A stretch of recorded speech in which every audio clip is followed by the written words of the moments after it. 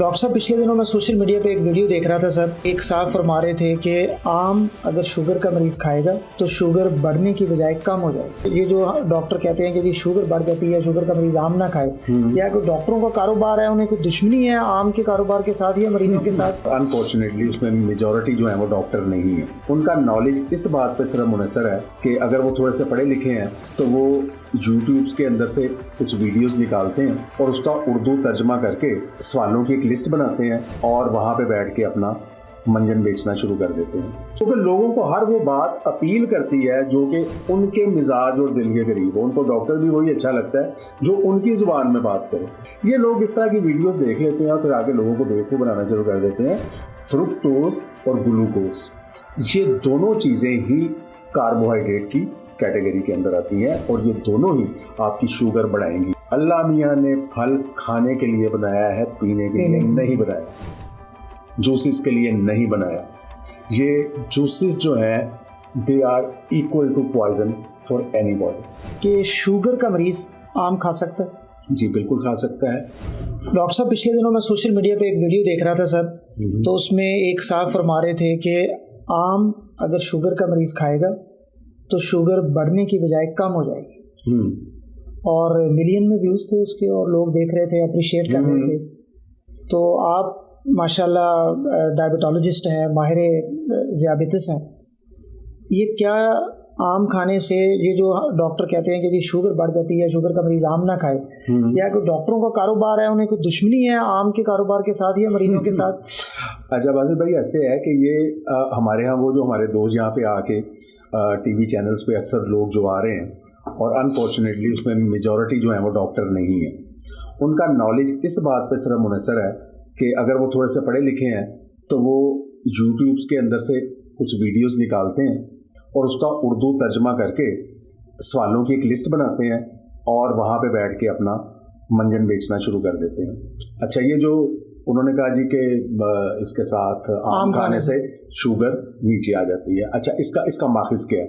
माखिज़ ये है कि आज से चंद साल पहले इंडिया में एक इसी तरह से डॉक्टर ने, वहाँ पे भी आपको पता है कि चूंकि हम साउथ ईस्ट एशियन सारे एरिया से तो एक ही है, वहाँ पे भी शोबदाबाजी बड़ी है। बड़े सगीर के लोग वहाँ पे एक ऐसे ही सो कॉल्ड डॉक्टर साहब जिनको ये दावा है कि मैं बहुत बड़ा डायबिटोलॉजिस्ट हूँ, उन्होंने एक बहुत बड़े हाल के अंदर अपना प्रोग्राम कर रहे थे और उसके अंदर उन्होंने शुगर की जो ग्लूकोमीटर है उसकी स्ट्रिप के ऊपर एक कतरा डाला उन्होंने ऑरेंज जूस का या मैंगो जूस का, और जब उन्होंने उसके अंदर लगाया तो उसके अंदर जाहिर सी बात है शुगर नहीं बढ़ी, स्ट्रिप के ऊपर शुगर आई ही नहीं, ग्लूकोज बढ़ा ही नहीं। उसने वहां से लोगों का ये देख लें जी, आप बल्कि उसने तो यहां तक रिकमेंड किया कि आप दिन में कम से कम 6 दफा जूस पिया करें खाने की बजाय। लोगों ने बड़ी तालियां बजाई क्योंकि लोगों को हर वो बात अपील करती है जो कि उनके मिजाज और दिल के करीब हो। उनको डॉक्टर भी वही अच्छा लगता है जो उनकी जुबान में बात करे। हमारे यहाँ अब भी इस वक्त लाहौर में हमारे बहुत सारे दोस्त ऐसे हैं जो लोगों को ये कहते हैं कि जनाब खाने के बाद आप गुलाब जामुन बर्फी ज़रूर खाया करें क्योंकि ये सुन्नत रसूल है मीठा खाना।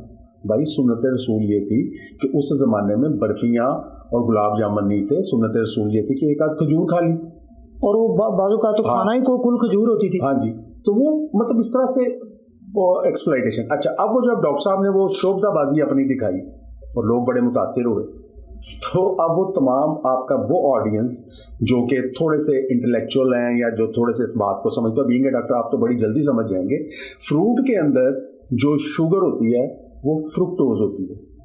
अच्छा, ठीक है ना जी? ठीक है। और जो स्ट्रिप डिजाइन की गई है वो ग्लूकोज डिटेक्ट करने के लिए ठीक है। अब शुगर के मरीज के लिए जो हम लगाते हैं वो ब्लड ग्लूकोज के लिए है। उसके अंदर केमिकल ग्लूकोज को डिटेक्ट करेगा, फ्रुक्टोज करने के लिए नहीं बनाया गया। इसलिए आप उसके ऊपर जूस डाले, जो मर्जी डाले, उसके ऊपर जाना ही नहीं, आना ही नहीं है उसने। और लोगों ने बड़ा जी चूंकि इसके ऊपर स्ट्रिप ने डिटेक्ट ही नहीं किया जी कि ये तो जाता ही नहीं होगा। तो इसका माखिज ये है। ये लोग इस तरह की वीडियोस देख लेते हैं और फिर आगे लोगों को बेवकूफ बनाना शुरू कर देते हैं। फ्रुक्टोज और ग्लूकोज, ये दोनों चीजें ही कार्बोहाइड्रेट की कैटेगरी के अंदर आती हैं और ये दोनों ही आपकी शुगर बढ़ाएंगी। ये मुमकिन नहीं है। हाँ, ये ज़रूर है कि जो मैंने तरतीब बताई कि आपने पहले सैलड खाया, फिर आपने वो लिया अच्छा खासा चिकन का एक बड़ा अच्छा सा पीस खाया और उसके बाद आपने आम एक मॉडरेट मिकदार में 2, 3, 4 फांकें ली तो वो उसके अंदर 10 से 20 मिलीग्राम पर डेसीलीटर की कमी बेशी या थोड़ा सा ऊपर वो जा सकता है, या हो सकता है कि कुछ लोगों में ना भी जाए। लेकिन अगर आपने 5 आम खाने हैं और आपका ये ख्याल है कि जूस पीने से, और चूंकि आम अगर खा रहे हैं हम और उसके साथ उसका अगर जूस निकाल रहे हैं या मिल्क शेक्स बना रहे हैं तो फिर वही डेडली कॉम्बिनेशन बना रहे हैं। दूध में आपको मिल गया, आपको कार्बोहाइड्रेट भी मिल गए, फैट भी मिल गए, और आम का भी इधर से आपको मिल गई फ्रुक्टोज, तो ये एक डेडली कॉम्बिनेशन हो गया। आपका कार्बोहाइड्रेट कंटेंट डबल हो गया, आधा आया दूध से, आधा आया आम से, और आपने बड़ा हेल्थी मिल्क शेक बना के पी लिया। याद रखिए, मैंने पिछले प्रोग्राम में भी एक बात और एक जुमला बोला था, आज फिर बोल रहा हूँ, अल्लाह मियाँ ने फल खाने के लिए बनाया है, पीने के लिए नहीं बनाया, जूसेस के लिए नहीं बनाया। ये जूसेस जो हैं they are equal to poison for anybody. ये जो माएँ अपने बच्चों को सुबह फ्रेश फूड, और मैं अभी एक कॉन्फ्रेंस के सिलसिले में 2 दिन पहले सरीना इस्लामाबाद में था, तो वो सुबह नाश्ते के ऊपर लोगों को मैंने देखा छोटे बच्चे, हर जगह, और वो जूस है भी नहीं, वो एक मसनूई है। तो वो एक 5 स्टार होटल के अंदर सुबह सुबह बच्चे जूस के साथ भाग भाग के वो सुबह अपने नाश्ते का आगाज कर रहे हैं, और they are going to destroy their livers and stomachs as well. अच्छा, यानी अगर तो वो आर्टिफिशियल तो चलो ठीक है, खतरनाक है, आप कहते हैं जो घर में बनाते हैं फ्रेश फ्रूट भी नॉट रिकमेंडेड, उस कभी कभार के लिए ठीक है। हाँ जी, शेक्स जब करते हैं तो जो आपका जो अगर आप जैसे फ्रूट खुद खाते हैं उसका फाइबर कंटेंट इंटैक्ट रहता है। आपके स्टमक को फाइबर जब मिलता है तो जो फ्रूट के अंदर या बाकी ग़िज़ा के अंदर कार्बोहाइड्रेट था, ये जो आपका फाइबर है ना, ये अंदर जाके आपके स्टमक के ऊपर एक जेल की तरह एक अच्छा घरों में छाननियाँ होती हैं, ये जो आटा छानने वाली होती हैं, आप एक तजर्बा कीजिएगा कि इसके ऊपर ये जो आम जो जेल होती है, कोई आपके बालों में लगाने वाली जेल, वो आप उसके ऊपर लगा दें और थोड़ी देर खुश्क होने के बाद पानी के नीचे रखें, तो उसके अंदर से पानी नीचे नहीं आएगा, वो जो होल होते हैं जाहिर है वो सारे प्रोटेक्ट हो जाएंगे ऊपर से, प्लग हो गए। Same is the case with your liver. Liver का काम ये है कि उसने टॉक्सिक एलिमेंट्स को आपकी बॉडी से बाहर रखना है, और उसके अंदर बॉडी में तब एंटर होगा जब सर्कुलेशन में जाएगा। उस बैरियर को ये एक फिजिकल बैरियर बना देता है, जो फाइबर है, ये जाके जेल की तरह उन तमाम जो इर्द गिर्द का जो वॉल है ना, उसको सारा उसको कोटिंग कर देता है। अब क्या होगा कि जो भी आपके खुराक के अंदर टॉक्सिक एलिमेंट्स हैं, जो आपकी खुराक के अंदर खासतौर पर कार्बोहाइड्रेट्स हैं, उनकी एब्जॉर्प्शन स्लो डाउन हो जाती है। जब आपकी ये एब्जॉर्प्शन स्लो डाउन हो जाती है तो फिर आपके गट में से एज ए होल वो निकल जाता है, आपकी उसके अंदर शामिल नहीं होता, आपकी सर्कुलेशन में शामिल नहीं होता। जब आप दूध को और फ्रूट को डाल के ग्राइंडर में शेक करते हैं तो जो ग्राइंडर के ब्लेड्स होते हैं उस फाइबर को मैश कर देते हैं, काट डालते हैं, उसकी बारीक किरची उसको कर देते हैं, तो निकल जाता है उसमें। हाँ जी, फाइबर। तो उसके बाद आप जब वो लेंगे तो वो तेजी के साथ कार्बोहाइड्रेट भी, क्योंकि फाइबर का जो एक बैरियर था वो हट गया, आपका फ्रुक्टोज भी, आपका फैट भी, तो तेजी के साथ आपके ब्लड के अंदर शामिल हो जाता है। Same is the case with your juice. आपने क्या किया, आपने माल्टों का जूस निकाला मशीन के साथ, और जो फाइबर था उसको उठा के बाहर फेंक दिया। वही फाइबर तो बॉडी को चाहिए था। जूस जब आप कशीद करते हैं, और दूसरी बात यह है कि अगर एक बंदा माल्टे खाने बैठता है 2 या 3 माल्टों के बाद, ये भी 3 भी बहुत ज्यादा, 2 माल्टों के बाद उसका दिल भर जाता है, स्टमक भर जाता है। ऑन दी अदर हैंड जब आप एक जूस का गिलास बनाते हैं उसके अंदर कम से कम 6 से 7 माल्टे लेंगे। दोनों में फर्क क्या है? फाइबर। उधर फाइबर था, वो जैसे ही गया आपके स्टमक में, स्ट्रेच रिसेप्टर्स को उसने स्ट्रेच किया, स्टाइटी हुई, आपको मजीद खाने की ख्वाहिश खत्म, तलब नहीं रही, ठीक हो गया। और 1 से 2 माल्टों के अंदर जो कार्बोहाइड्रेट कंटेंट था उसको देख लें, और उधर से 8 माल्टों का कार्बोहाइड्रेट देख लें। जब वो फ्रेश जूस बॉडी के अंदर गया विदाउट फाइबर, तेजी से सर्कुलेशन में शामिल हुआ, तेजी के साथ उसके अंदर जो ग्लूकोज कंटेंट है वो लिवर की तरफ भागा, फैटी लिवर हुआ, फैटी लिवर के साथ फैटी पेंक्रियाज हुआ, इंसुलिन। अगर मिसाल के तौर पे लेमैन लैंग्वेज में अगर 2 माल्टों के लिए आधा चम्मच चीनी दरकार थी बॉडी को, तो 8 माल्टों के लिए उसको 3 चम्मच जो है इंसुलिन 4 चम्मच बनानी पड़ेगी। और आखिरकार अगर ये रविश जारी रहेगी तो एक दिन लबलबा थक के बैठ जाएगा, कहेगा भाई तुम तो बाहर से जूस ही बंद नहीं कर रहे, मैं तुम्हारे लिए कितनी की इंसुलिन बनाऊं? अल्लाह मियाँ ने मुझे डिज़ाइन किया हुआ है कि मैंने आपको पूरे दिन के अंदर 1 चम्मच के बराबर, छोटे चम्मच के बराबर इंसुलिन देनी है, और आप मुझसे इंसुलिन बना रहे हैं 10-10 चम्मच पर दिन। तो आखिरकार वो फैक्ट्री जो है जवाब दे देगी, उसके वर्कर्स हड़ताल पे चले जाएंगे, हम ओवर टाइम कितना करें आपके लिए? तो फिर आप डायबिटिक हो जाते हैं और फिर मसले मसाइल बढ़ते हैं। डॉक्टर साहब, लास्ट क्वेश्चन इस सेगमेंट का, कि शुगर का मरीज आम खा सकता है?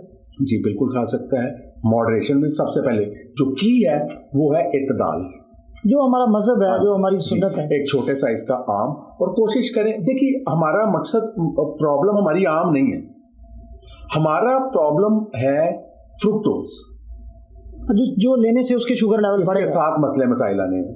तो आप जरूर चखें, बिल्कुल मना नहीं, बिल्कुल मना नहीं है, तरतीब वही रखें, फाइबर लें, गोश्त, अंडे, सैलड वगैरह अपना लेके, उसके बाद आप अपना आम, अगर आपने चलें रोटी भी खाई है कम मिकदार में ले, वो सेपरेट है एक बहस कि कितनी रोटी खानी और खानी चाहिए भी कि नहीं।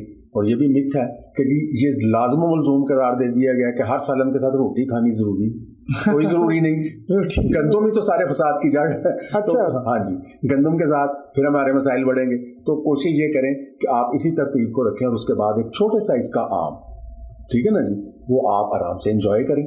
और फिर आम आज खा लिया है, और फिर उसके बाद शुगर चेक करके देखें कि आपकी बॉडी ने रिस्पॉन्स क्या दी है। आपको 2 घंटों के बाद अंदाजा होगा, शुगर चेक करके देख लें। अगर आपकी शुगर लेवल नॉर्मल रहता है, नहीं बढ़ता, एक नॉर्मल लिमिट को क्रॉस नहीं करता, तो फिर आप बेशक आम डेली अपनी खुराक में। अच्छा, लोग कहते हैं, बाज़ औक़ात कह देते हैं कि भाई एक आम आपने खा लिया, गली के 2 चक्कर लगा लिए, हिसाब बराबर। गली के 2 चक्कर लगाने से हिसाब कैसे बराबर होगा? हमारे यहाँ ये सदियों से यही एक प्रॉब्लम है कि जी हमें एक ही असूल पढ़ाया गया, और आज भी हमारी जितनी यूनिवर्सिटीज़ हैं उसमें ये जो डाइट और न्यूट्रिशन के तालिब इल्म है, उनको कैलोरीज का कॉन्सेप्ट समझाया जा रहा है, और उनको ये बताया जा रहा है कि eat less and move more, यानी कम खाएं और चलें ज़्यादा, आपका वेट कम हो जाएगा, यानी खर्च ज़्यादा करें। आपको मालूम है कि इस स्ट्रेटेजी की फेलियर रेट कितनी? इस स्ट्रेटेजी के साथ ये जो सदियों में 99.5%। अच्छा, ये फेलियर रेट है, यानी कम खाएं और ज्यादा चलने से वजन कंट्रोल करने के लिए फेलियर रेट 99.5% है। ठीक है। रीजन, बात कैलोरीज की नहीं है, बात ये है कि जो आपकी बॉडी के अंदर हार्मोन्स है वो उन कैलोरीज को कैसे रिस्पॉन्स करते हैं। वो हार्मोन्स जो आपका शुगर लेवल को बढ़ाते हैं, वो साथ ही जब शुगर बढ़ेगी तो वो साथ इंसुलिन को भी बढ़ाएंगे। ठीक हो गया? जब इंसुलिन बढ़ेगी तो आपके अंदर इंसुलिन रेजिस्टेंस पैदा होगी, और इंसुलिन रेजिस्टेंस के साथ ही वो 8 बीमारियां जिनका मैंने शुरू में जिक्र किया है उनके लिए आप तैयार हैं, वो सारी लीथल है, और 80% बजट हमारे घरों का और हमारा हेल्थ केयर स्ट्रक्चर का ले रही है। तो इस वजह से इस कॉन्सेप्ट से बाहर आ गए।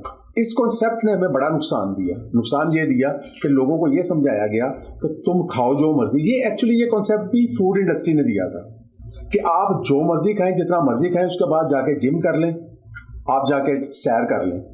आप जब कम खाते हैं और ज़्यादा एक्सरसाइज करते हैं तो आपकी भूख हमेशा बढ़ेगी। ठीक है? कम खाने से और ज़्यादा एक्सरसाइज करने से आपके हंगर हार्मोन्स बॉडी में एक्टिवेट हो जाते हैं, भूख आपको ज़्यादा लगेगी। और यकीन करें कि फेलियर रेट इसलिए ज़्यादा है कि वो ख़वातीन हज़रात जो इस फार्मूले पे अमल शुरू करते हैं 8 या 10 दिन के बाद भूख के आगे हथियार फेंक देते हैं। Hunger always wins. Cheat day मनाते हैं फिर वो। Hunger always wins. This is a sure way to make you hungry.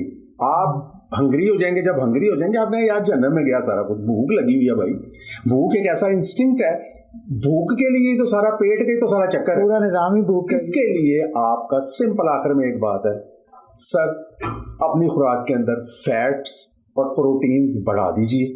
Okay. Carbohydrate को जितना मर्जी जितना चाहे नीचे ले आए, जितना चाहे, और अगर ना भी खाएं तो इंसानी जिस्म के किसी सेल को पूरी जिम्मेदारी से, मैं अपने दोस्त डॉक्टर्स आजाद को भी बता रहा हूँ, न्यूट्रिशन के तालिब इल्मों को भी, सर से लेके पाँव तक बॉडी का कोई ऐसा सेल नहीं है जो कि ग्लूकोज के बिना फंक्शन ना कर सके। ग्लूकोज के बिना बिना हमें किसी सेल्स को ग्लूकोज की जरूरत नहीं है। नहीं, कहते हैं कि ब्रेन जो है वो जी। तो काम ही ग्लूकोज से करता है। जी, तो वो जो ब्रेन को जितना ग्लूकोज चाहिए वो कार्बोहाइड्रेट की बजाय अगर हम प्रोटीन्स, जब हम जो प्रोटीन खाते हैं उसके जो फैटी एसिड्स हैं वो जाके बॉडी में ग्लूकोज में कन्वर्ट हो जाते हैं। ठीक हो गया ना जी। इस तरह फैटी एसिड्स का भी कुछ पोर्शन जो है वो जाके बॉडी के अंदर कार्बोहाइड्रेट में कन्वर्ट हो जाता है और उतना जो ब्रेन की जरूरियात है वो पूरी हो जाती है इसके साथ।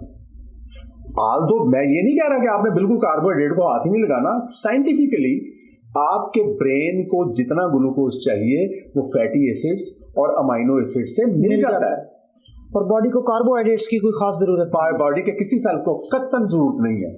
ठीक है ना जी। और फिर जितना कंटेंट बढ़ गया हुआ है हमारी खुराक के अंदर कार्बोहाइड्रेट का जितना ज्यादा मिकदार बढ़ गई हुई है तो सर वो जो एक्स्ट्रा सरप्लस कार्बोहाइड्रेट्स हैं वो जाके फैट के अंदर कन्वर्ट हो रहे हैं, जिससे फैटी लिवर, फैटी पेंक्रियाज और फिर 8 डिजीजेस वो जो, और उसमें कैंसर भी शामिल है। ये जहन में रखें, कैंसर भी शामिल है। हमारे बूढ़े जो हमारे वालिदैन हैं, जो हमारे अजीज रिश्तेदारों में आपने देखा भूलने की बीमारी है। लोगों को अपने घर का दरवाजा याद नहीं रहता, लोग अकेले उनको बाहर नहीं जाने देते, वापसी पे उनको नहीं पता चलेगा मैंने किधर जाना है। ये एक ऐसी मिजरेबल स्टेट है। ठीक है, तो हम ये चीजें देख चुके हैं। हमारे पास पेशेंट में आते हैं, अपने बच्चों के नाम याद नहीं है उनको। हाँ, घर में ये बड़ा मसला हो जाता है। घर के आप वो सेंटर में खड़े होते हैं टीवी लाउंज में, उनको पता नहीं होता कि मेरा कमरा किस तरफ है।